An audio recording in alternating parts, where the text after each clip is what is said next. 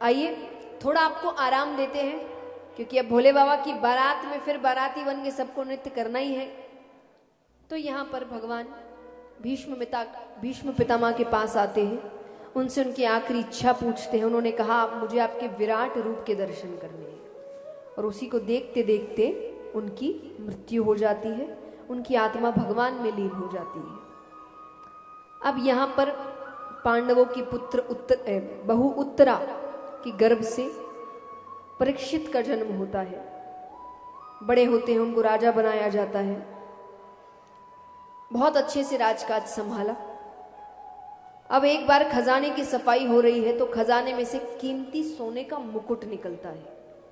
वो मुकुट राजा को पहनाया गया। दरअसल वो मुकुट जरासंध नामक राजा का था, एक बहुत पापी राजा। जैसी संगत वैसा स्वभाव। मुकुट पहनते ही इनके मन में हिंसक भाव आने लगे। उन्होंने कहा शिकार खेलने चलते हैं। शिकार खेलने गए हैं तो बीच रास्ते में एक प्रसंग है कि एक व्यक्ति एक पैर के बैल को बेरहमी से लाठी से मार रहा है।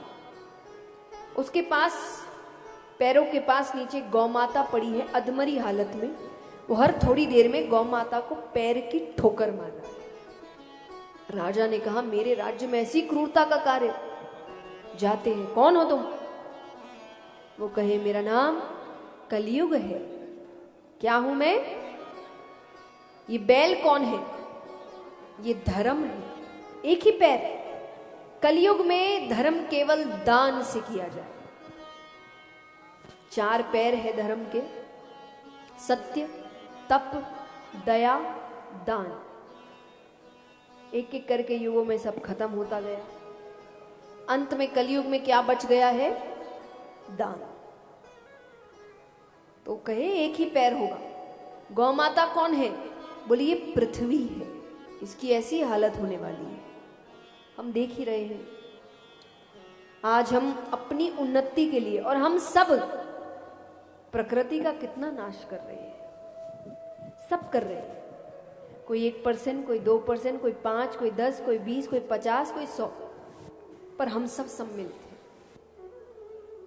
हमारी सुविधाएं बढ़ाने के लिए हम प्रकृति को नष्ट कर रहे हैं। तो उन्होंने कहा ऐसी हालत होने वाली है। राजा कहे ऐसा समय आने वाला है तो तुम्हारा अभी मर जाना अच्छा। वो कहे मुझ में लाख अवगुण है, पर एक ऐसा गुण है जो किसी युग में नहीं है। कौन सा?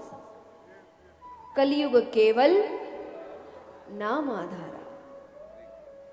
राजा कहे पर तुम मेरे राज्य में नहीं रह सकते। तो बोले कहां जाऊं?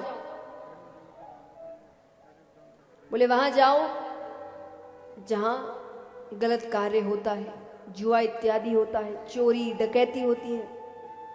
कलयुग कई ये सारे प्लॉट तो मैंने पहले से ही बुक करके रखे। अच्छा एक स्थान मुझे मेरे मन मुताबिक भी दीजिए। कहां चाहिए? बोले मुझे स्वर्ण में स्थान चाहिए। स्वर्ण यानी सोना। राजा भूल गए, राजा ने खुद ने सोने का मुकुट पहन के रखा है। कलयुग प्रवेश कर गया। शिकार खेलने गए, भटक गए। एक कुटिया दिखती है, प्यास लग रही है इनको।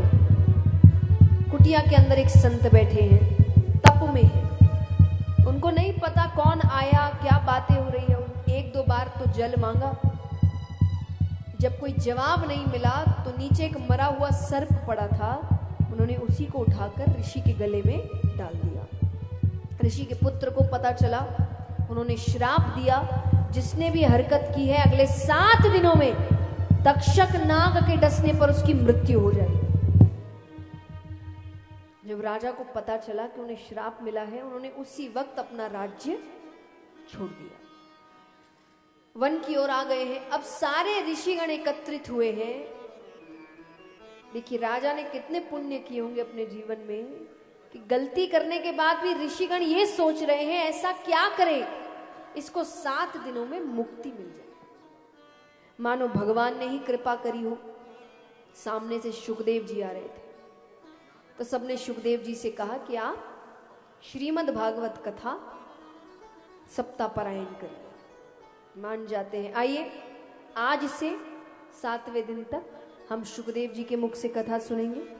बोलिए श्री शुकदेव मुनि महाराज की।